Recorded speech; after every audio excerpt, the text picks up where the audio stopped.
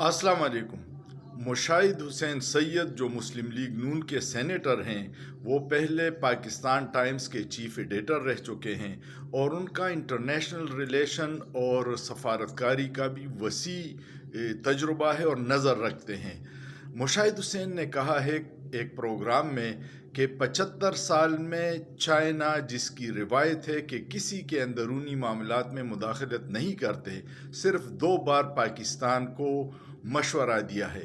पहली बार 1971 में याह्या खान को कि इस सियासी मसले को ताकत के इस्तेमाल से हल मत कीजिएगा, और अब जो वज़ीर ख़ारजा आए थे उन्होंने कहा था कि पाकिस्तान के लिए सियासी इस्तेहकाम बहुत ज़रूरी है।